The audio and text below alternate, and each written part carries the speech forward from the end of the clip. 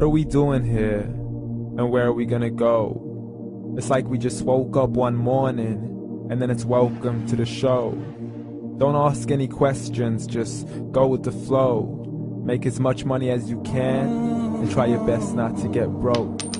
Copy everything you see on the TV, from the hairstyles to the clothes, and don't think too often, just do exactly as you're told. And if you ever get confused, then just turn towards the alcohol. You'll still hear your thoughts, then just turn up the radio as you learn to live a lifestyle of drugs, sex, and rock and roll.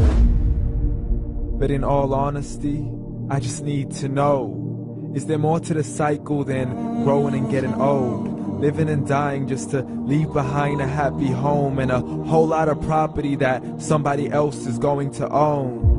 I just really need to know before the casket's closed, 'cause I'm not willing to gamble with my soul, nor am I ready to take any chances. These are just simple life questions and I'm just searching for some answers. Like, what are we doing here?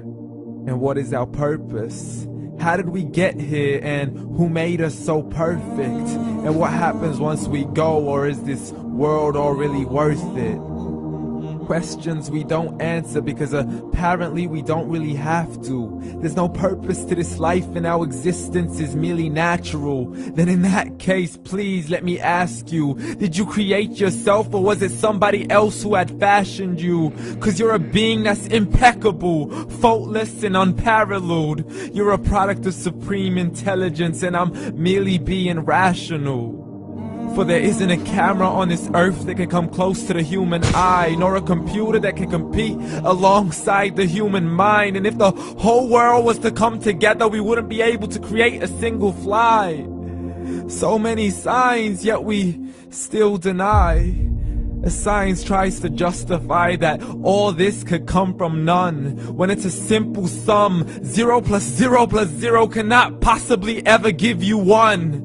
So from where did all this order come? For everything has its origins, a maker, a creator of its own. I mean, the only reason you're watching this video is because somebody had to press upload. So we can believe in the Big Bang, but I'd rather believe in He who caused it to explode. Allah, the creator of everything along with every single soul. The ever-living, the master, the only one who is in control. Unlike his creation, beyond our imagination. And no, he's not a man, nor does he have any partners in association. He's on his own. And no, he did not ever leave us alone. Just like every manufacturer, he left us with an instruction manual. The Quran and Islam, and I'm sorry to jump to conclusions, but it's the only one possible. The only definition of God is the one and only supreme being. It's logical, a book with 0 contradictions, with miracles that are both scientific and historical, all revealed over 1400 years ago. Like the detailed description of the human embryo. The descriptions of the human embryo in the Quran cannot be based on scientific knowledge in the 7th century. To the mountains as pegs holding firm the earth below, and the 2 seas that don't mix in a complete separate flow. To the planets in orbit, alternating night and day as they stay in flow. The expansion of the universe and the creation of everything from H2O. To the stories of the past and the preservation of Pharaoh. To identifying the lowest point in the land where Persia defeated Rome. The gushing fluid that created man in the glands between the ribs and the backbone. And not a word has changed, it's still the same. So please explain how all this was known over 1400 years ago. To a man who couldn't read or write, as he would recite whatever the angels spoke. And if you still don't believe, please try to come up with something that's even close. But you can't, so we took God as a mockery and his messengers as a joke.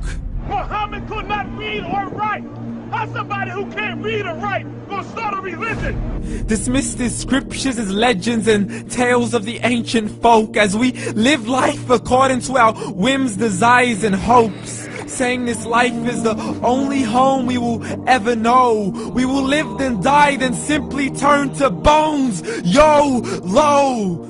Correction, after the grass dies, the rain arrives and it regrows, and Allah promises to do the same thing to your very soul and bring you back from your very fingertips to your toes, as the all-seeing supreme being watches us so close, and we are surely being tested in our wealth, our health, and our self, and everything that we've been blessed with. So believe, for we will surely be resurrected and be brought back to our Lord and account for every single deed, as He hands us our books and orders us to read.